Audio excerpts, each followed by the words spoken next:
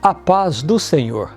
Esta é a plataforma de ensino à distância do Instituto Cristão de Estudos da Família. E este é o curso de integração e também de discipulando. Você disse sim para Jesus. A família cristã te recebe de braços abertos.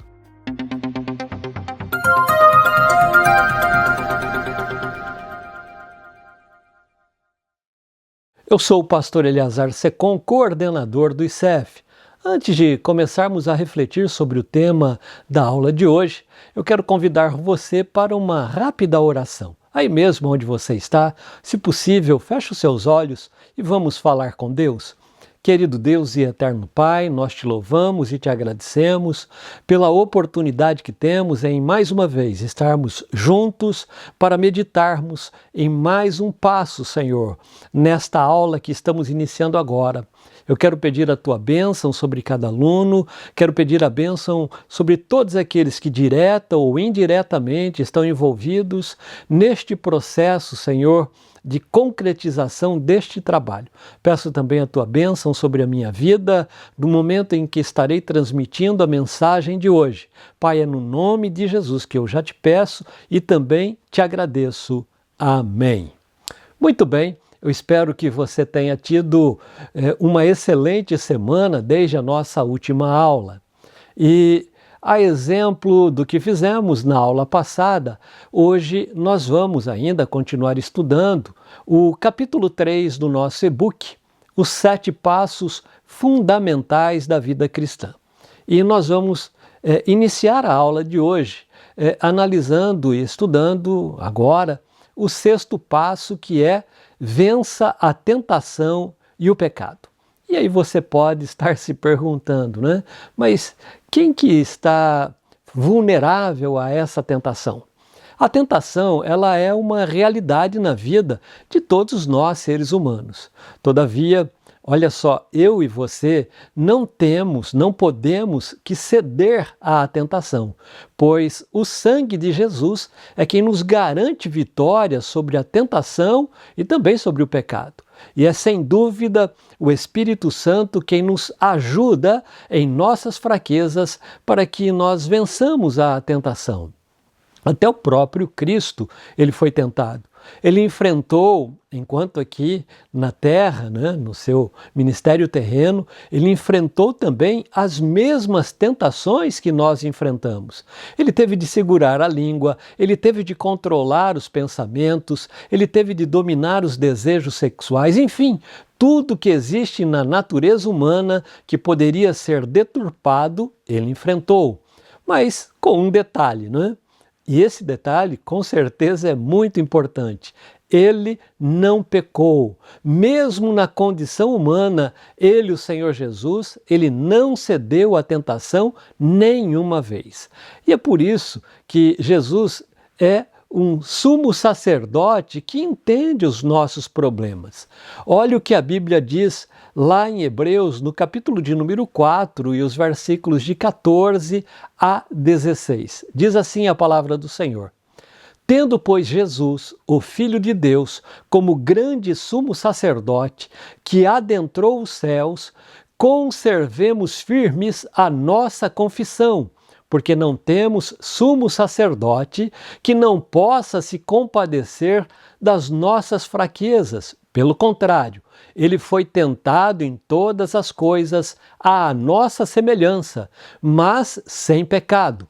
Portanto, aproximemo-nos do trono da graça com confiança, a fim de recebermos misericórdia e encontrarmos graça para ajuda em momento oportuno. Viram que coisa interessante? É importante que você entenda que a tentação em si, ela não é um pecado. O pecado, ele acontece quando nós cedemos à tentação, ou seja, quando nós caímos em tentação. É também importante que saibamos que a tentação, ela começa na mente, razão pela qual é aí que ela deve ser imediatamente resistida e também vencida. Agora, que fique bem claro, você não está sozinho nesta luta para vencer a tentação. É importante que você saiba que pode procurar ajuda, em primeiro lugar, em Jesus, para vencê-la, conforme a Bíblia também nos diz lá em Hebreus, no capítulo de número 2 e o versículo de número 18. Olha o que diz: pois naquilo que ele mesmo sofreu, quando foi tentado, é poderoso para socorrer os que são tentados. Ou seja, ao sermos tentados, não podemos entrar em pânico. Olhe para Cristo. Eu e você precisamos olhar para Cristo, porque Ele, o Senhor, é que nos dará o livramento. O apóstolo Paulo, ele também afirma isto em sua primeira carta aos Coríntios, lá no capítulo de número 10, versículo de número 13. Olha o que o apóstolo diz: não sobreveio a vocês nenhuma tentação que não fosse humana, mas Deus é fiel e não permitirá que vocês sejam tentados além do que podem suportar. Pelo contrário, juntamente com a tentação, proverá livramento, para que vocês a possam suportar. Olha que coisa maravilhosa, né? No entanto, você deve estar atento, porque trata-se de um laço muito sofisticado para atrair você, para atrair a mim. O diabo, Satanás, é astuto, não é? O próprio Senhor Jesus, ele também falou, está registrado lá no Evangelho de Mateus, no capítulo de número 26 e o versículo de número 41. Olha o que diz a palavra do Senhor: vigiem e orem, para que não caiam em tentação. O espírito, na verdade, está pronto, mas a carne é fraca. Então, você pode sim, com certeza, detectar e vencer a tentação com vigilância, com jejum e também com oração. E não podemos nos esquecer, como já foi visto em aulas anteriores, né? Também com a leitura da palavra de Deus. E faça isto em louvor, honra e também glória ao nome de Jesus, pois nos momentos de maiores dificuldades, Ele, o Senhor Jesus, é quem nos dará o escape necessário. Creia nisso, o Senhor com certeza há de garantir a mim e também a você o livramento. Mas aí surge com certeza uma pergunta: e se eu pecar? Ainda há esperança quando pecamos. A Bíblia é quem nos diz, e João, na sua primeira carta, lá no capítulo 2, versículos 1 e 2, ele diz exatamente assim, olha: meus filhinhos, escrevo-lhes estas coisas para que vocês não pequem, mas se alguém pecar, temos advogado junto ao Pai, Jesus Cristo o justo. Ele é a propiciação pelos nossos pecados, e não somente pelos nossos próprios, mas também pelos do mundo inteiro. Que coisa interessante, né? Olha que palavra linda o apóstolo João deixou para todos nós. Portanto, a graça de Deus que criou e colocou à nossa disposição um modo para que os nossos pecados passados eles fossem perdoados. Ainda se estende aos que agora também andam na luz da verdade. Porém, de vez em quando, ou até mesmo acidentalmente, nós corremos o risco de dar um passo em falso. Claro, né? Neste caso, o sangue de Jesus é que nos purifica, nos purificou e continua nos purificando quando nós dizemos sim para Jesus. Lá naquele momento que você disse sim para Jesus, a Bíblia garante, o sangue de Jesus te purificou de todo pecado. E quando a gente também, eventualmente ou acidentalmente, der um passo falso, basta clamarmos pela misericórdia. E se com a tua boca confessares e com o coração crer, claro, o Senhor estará sempre pronto para perdoar os nossos pecados. É o mesmo sangue que purificou-nos quando dissemos sim para Jesus, que purifica a mim e também a você quando eventualmente pecamos. Agora, olha o que o apóstolo João ele escreve na sua primeira carta ainda, lá, 1 de João, capítulo 1, versículos de 7 até o 9. Olha o que diz o apóstolo João. Se andarmos na luz, como ele está na luz, mantemos comunhão uns com os outros, e o sangue de Jesus, seu Filho, nos purifica de todo pecado. Se dissermos que não temos pecado nenhum, a nós mesmos enganamos e a verdade não está em nós. Se confessarmos os nossos pecados, Ele, Deus, é fiel e justo para nos perdoar os pecados e nos purificar de toda injustiça. É importante, portanto, que entendamos uma coisa. Quando pecamos, Satanás ele vai tentar destruir-nos com excessiva tristeza. Nesse caso, vejamos o que diz a Bíblia com respeito ao perdão de alguém que causara enorme tristeza no meio dos irmãos. Isto é o que está lá na segunda carta de Paulo aos Coríntios, no capítulo 2, versículos de 7 a 11, que diz assim, olha, de modo que agora, pelo contrário, vocês devem perdoar e consolar, para que esse indivíduo não seja consumido por excessiva tristeza.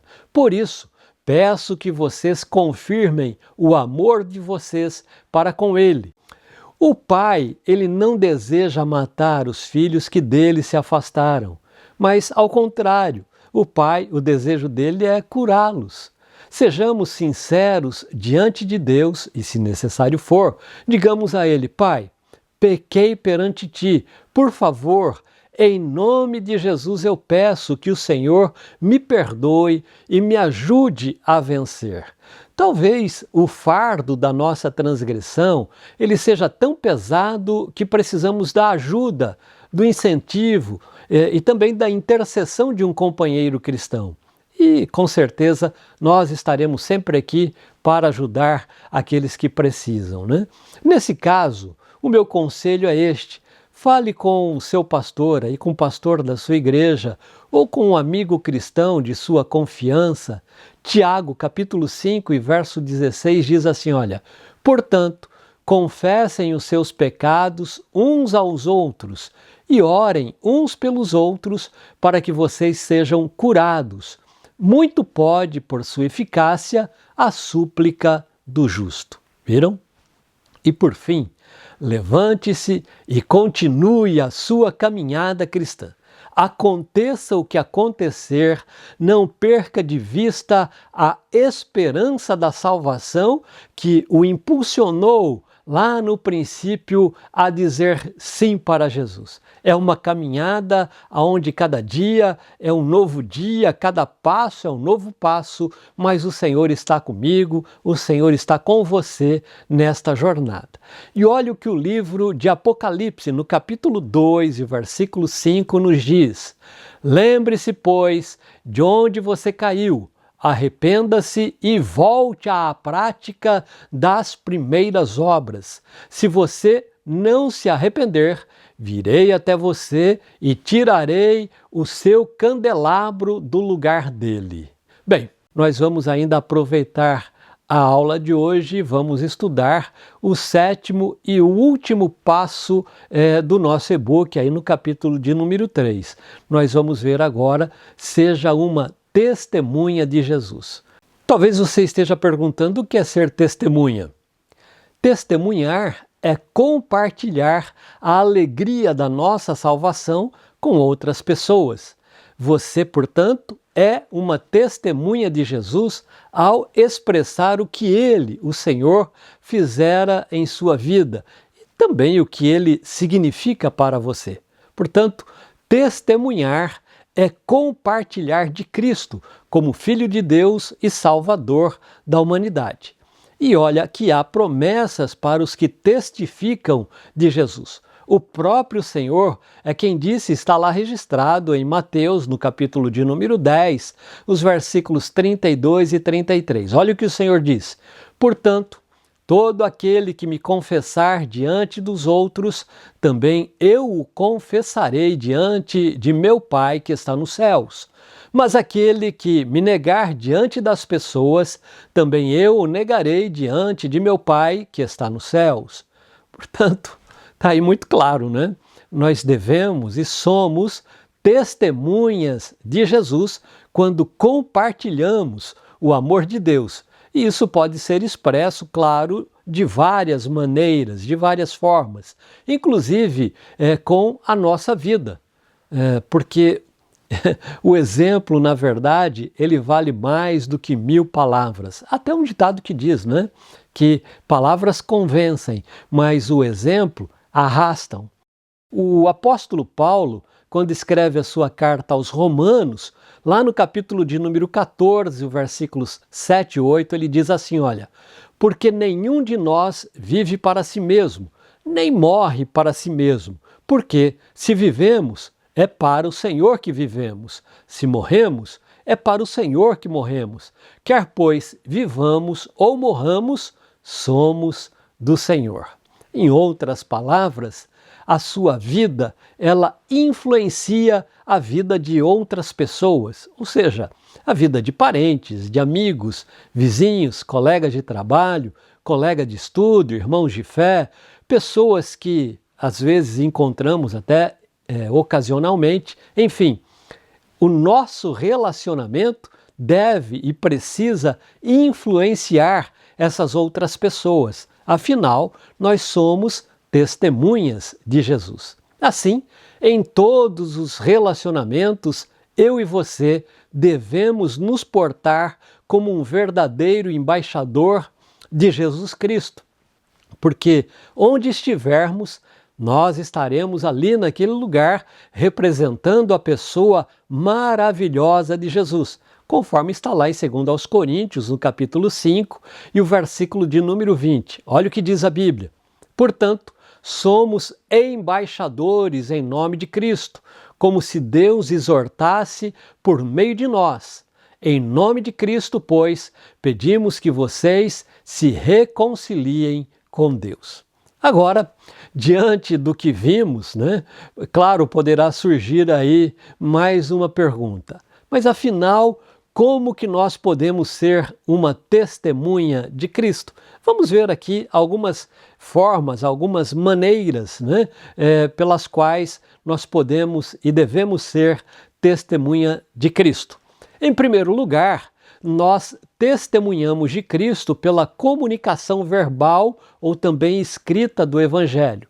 O Evangelho de Jesus é o poder de Deus para a salvação de todo aquele que nele crê. E por ter dito sim para Jesus, né, o seu coração ele deve, obviamente, estar cheio de Jesus. E se você permitir, a sua boca ela se abrirá automaticamente para compartilhar uma palavra a respeito dele, de Jesus. Você também poderá compartilhar Jesus por meio de mensagens em suas redes sociais, enfim, existem várias maneiras, né? E foi o próprio Jesus quem disse em Mateus 12:34, porque a boca fala aquilo que o coração ele está cheio, não é? Na realidade, Deus sempre coloca em nosso caminho pessoas cujos corações eles são terra preparada para a semeadura da palavra de Deus. E aí, cabe a mim, cabe a você, cabe a cada um de nós, não é? Romper o silêncio e comunicar a essas pessoas o amor de Deus e o que Ele fez por nós e também o que o Senhor, nosso Deus, pode fazer por elas, por essas pessoas, né? Você pode começar contando exatamente como começou, né, este seu relacionamento com Cristo, ou como Deus ele mudou a sua vida. Pode também compartilhar coisas maravilhosas que Deus já está realizando, tanto na sua vida como também na igreja, visto que agora você participa das atividades da igreja. Portanto, experimente encaminhar uma conversa sobre qualquer assunto para a palavra de Deus. Independente do que você estiver conversando, naquele momento da conversa, procure uma maneira de direcionar, de encaminhar aquele assunto para a palavra de Deus. E você vai observar que não é difícil mudar o rumo de uma conversa para coisas espirituais, porque todos os seres humanos, eles têm fome de Deus. como disse Agostinho, fizeste-nos para ti e inquieto está nosso coração enquanto não repousar em ti. Viram? Essa é uma primeira forma de nós testemunharmos. Mas, em segundo lugar, e também não menos importante, nós testemunhamos de Cristo pela maneira como vivemos nos ambientes em que estamos inseridos. Seguidores que somos de Cristo, nós somos chamados a ter um comportamento social impecável e, como eu já disse agora há pouco, um comportamento exemplar, pois a palavra de Deus ela está acima e além das regras, tanto de etiqueta como também de convivência.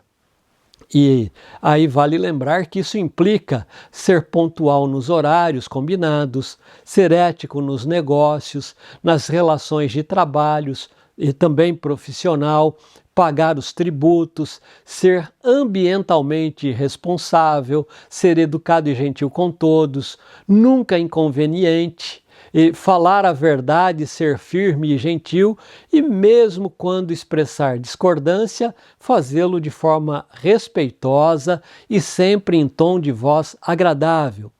E evitar também atitudes que possam ser mal interpretadas, não revelar segredos que lhe foram contados, enfim.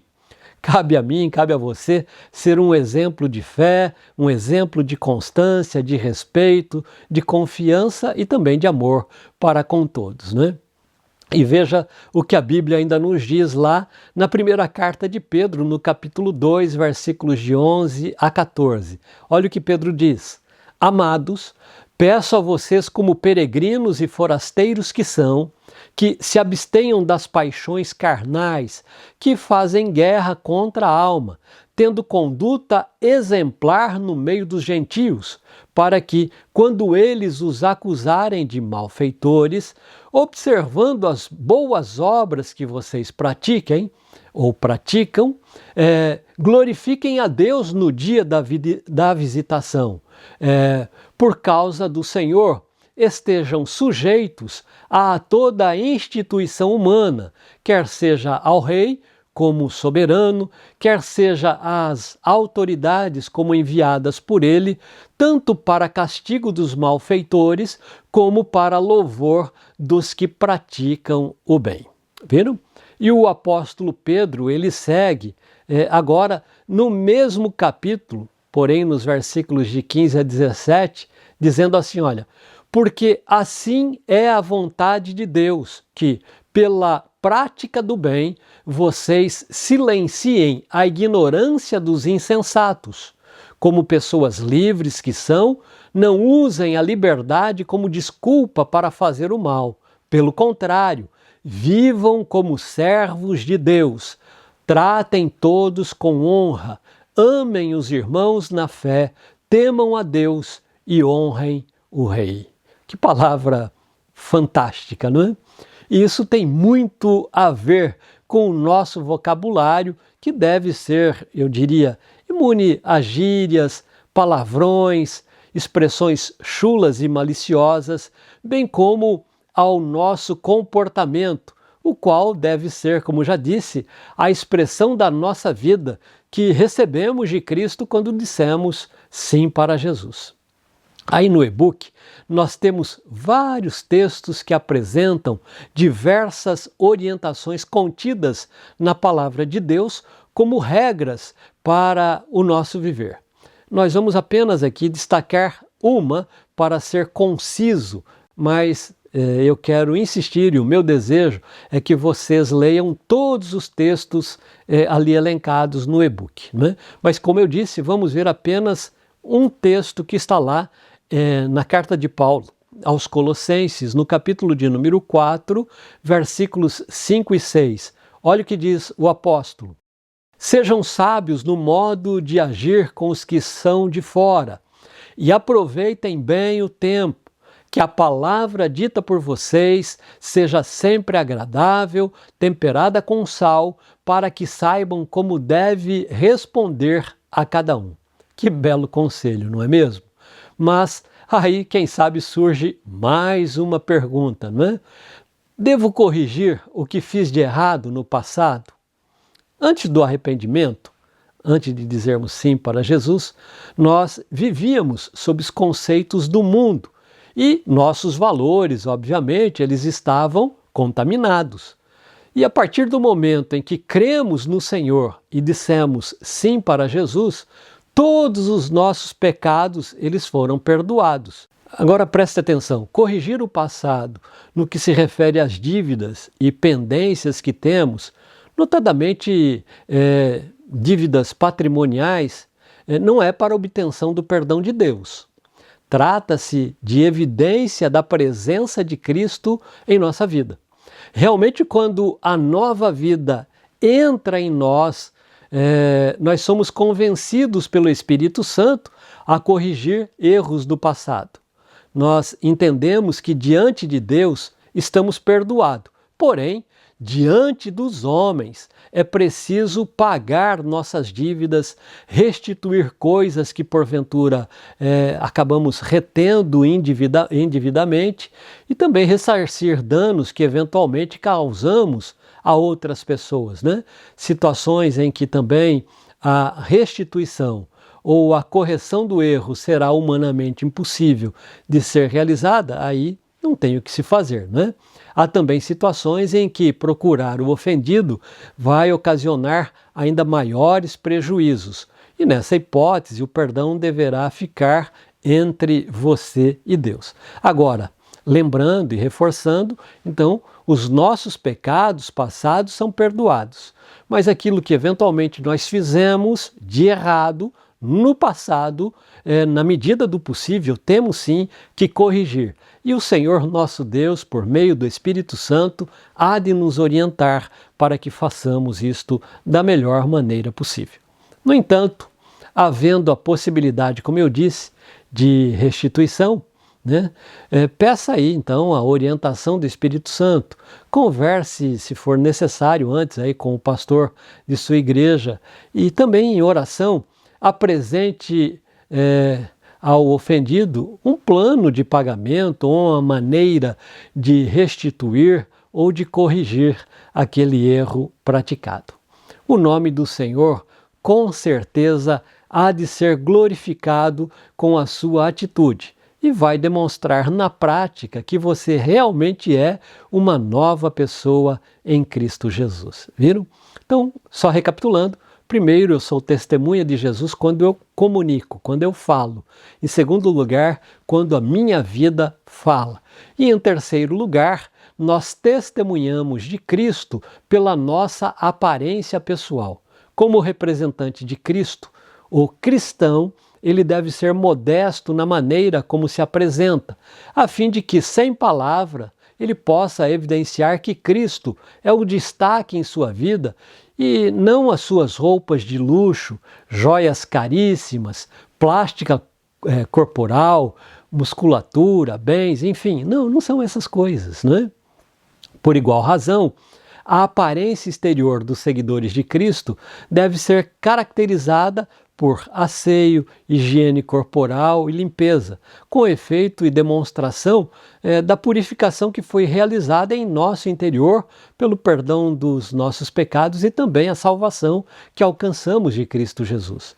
O apóstolo Pedro, ele dá uma orientação lá em sua primeira carta, no capítulo 3, os versículos 3 e 4. E olha o que o apóstolo diz: que a beleza de vocês não seja exterior, como tranças nos cabelos, joias de ouros e vestidos finos, mas que ela esteja no ser interior, uma beleza permanente de um espírito manso e tranquilo que é de grande valor diante de Deus.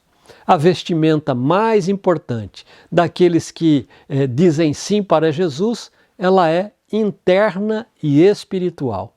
Ao aceitar a Cristo, né?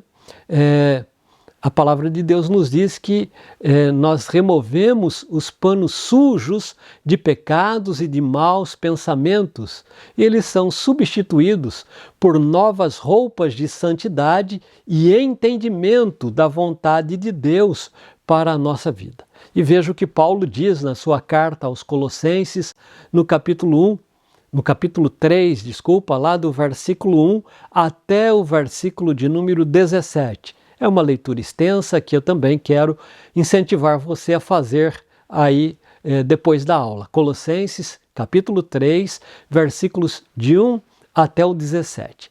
Após você ler esses versículos, leia também todo o texto no e-book sobre as vestimentas, tanto de mulheres como também as dos homens, no sentido de que eu e você venhamos a nos vestir com modéstia e também com decência, para que a gente possa dar testemunho pela aparência pessoal. Em quarto lugar, nós testemunhamos de Cristo pela maneira como agimos no nosso dia a dia.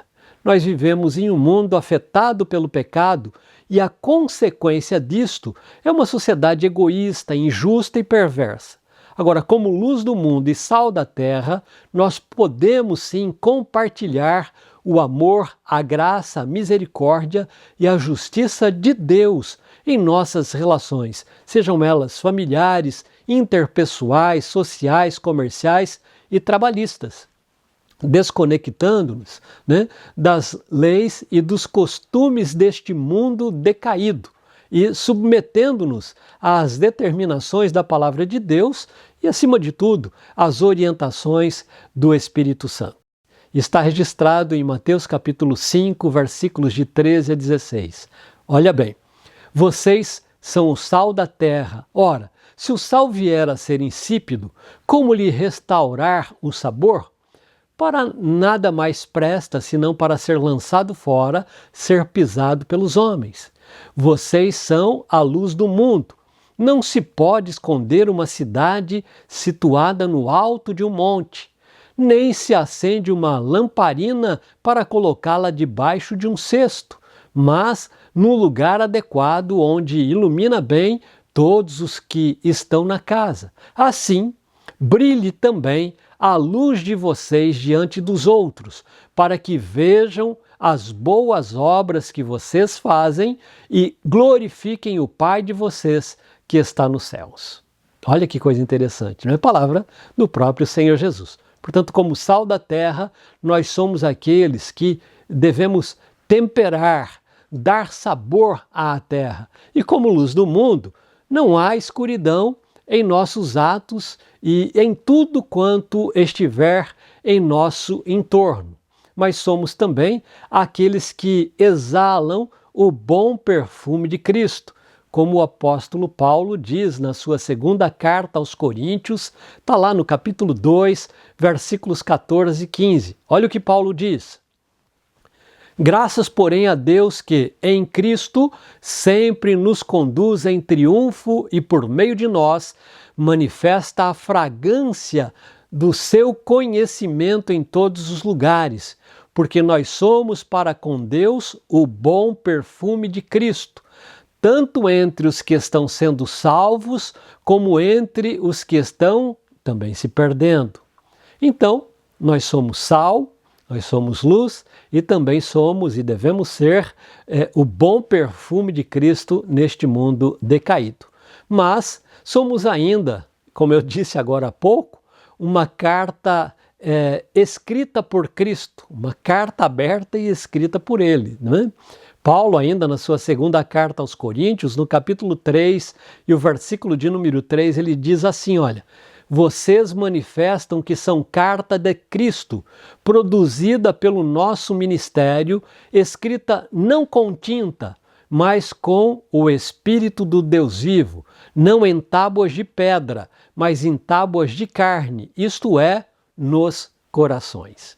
E agora vamos para a quinta maneira, a quinta forma de testemunharmos de Cristo. Nós testemunhamos de Cristo pela nossa liberalidade. Ou seja, é quando nós levamos a sério e cumprimos a orientação de Jesus, que está lá registrada em Mateus, no capítulo 6, os versículos de 19 a 21, que diz assim, olha, não acumulem tesouros sobre a terra, onde as traças e a ferrugem corroem e onde ladrões escavam e roubam, mas ajuntem tesouros no céu, onde as traças e a ferrugem não corroem e onde ladrões não escavam nem roubam. Porque onde estiver o seu tesouro, aí estará também o seu coração. Olha aí o exemplo da igreja primitiva. E aqui faço questão de lembrar a vocês, é o que está registrado em Atos 20 e 35. Diz assim, olha, em tudo tenho mostrado a vocês que, trabalhando assim, é preciso socorrer os necessitados e lembrar das palavras do próprio Senhor Jesus. Mas bem-aventurado é dar do que receber. Quando estendemos nossa mão para dar, seja para o nosso próximo, seja para o funcionamento da igreja, nós estamos tornando público que reconhecemos que do Senhor é a terra e tudo que nela existe. Está lá no livro dos Salmos, né? Salmo de número 24 e o verso 1. Inclusive o ouro e a prata. Está lá registrado no livro de Ageu, capítulo 2 e o versículo de número 8. Portanto, reconhecer que Deus está em primeiro lugar em nossa existência inclui investir corretamente nossa vida, nosso tempo, nossos talentos e também nossas finanças no reino de Deus. Preste bem atenção neste detalhe. Você nunca vai conseguir superar o que Deus lhe dá, porque em sua bondade, Ele, o Senhor nosso Deus, com certeza Ele sempre faz muito mais além das nossas expectativas. O próprio Senhor Jesus disse, e está lá registrado em Lucas 6,38. Bem, e lhe serás dado, boa medida, prensada, sacudida e transbordante será dada a vocês. Porque com a medida com que tiverem medido vocês, serão medidos também. E lembre-se sempre de que nós vivemos por fé. É o que Paulo diz lá em 2 Coríntios, capítulo 5 e versículo de número 7. Então, simplesmente continue andando com Cristo, onde quer e como quer que Ele lhe conduzir, pela revelação da palavra de Deus e também com a orientação do Espírito Santo. Não tenha medo de seguir a Cristo. E ao concluir este modo, destinado a te orientar, a dar aí os primeiros passos de sua nova vida em Cristo, neste curso de integração, se pudéssemos sintetizar tudo quanto foi dito nessas 7 aulas, nós diríamos um único conselho da palavra de Deus, registrado pelo apóstolo Pedro em sua segunda carta, lá no capítulo 3, os versículos 17 e 18, que dizem assim, olha, portanto, vocês, meus amados, visto que já sabem disso, tenham cuidado para que não sejam arrastados pelos erros destes insubordinados e caiam da posição segura em que se encontram. Pelo contrário, cresçam na graça e no conhecimento de nosso Senhor e Salvador Jesus Cristo. A Ele seja a glória, tanto agora como no dia eterno. Que palavra confortante, não é? Muito bem, eu quero aqui parabenizar a você por ter concluído aí o primeiro módulo. Nós vimos aí todo este material do nosso e-book, não é? Que nós tratamos neste curso de integração e discipulado. Eu quero incentivar você para que, se possível, releia aí estes 2 últimos passos abordados nessa aula de hoje, que é vencer a tentação e o pecado, e também ser uma testemunha de Jesus. E aproveite, se possível, leia aí atentamente também já a lição número 1 da revista Discipulado, que é editado pela Casa Publicadora das Assembleias de Deus. Mais uma vez eu quero lembrar, você não se esqueça aí de responder o questionário, tá bom? São apenas 10 perguntas de múltipla escolha, muito tranquilo para você responder e é a condição para você começar aí a próxima aula já no módulo número 2, tá bom? Foi muito bom ter estado com você, que Deus continue te abençoando, te ajudando, que você tenha uma excelente semana e até a próxima aula, permitindo Deus.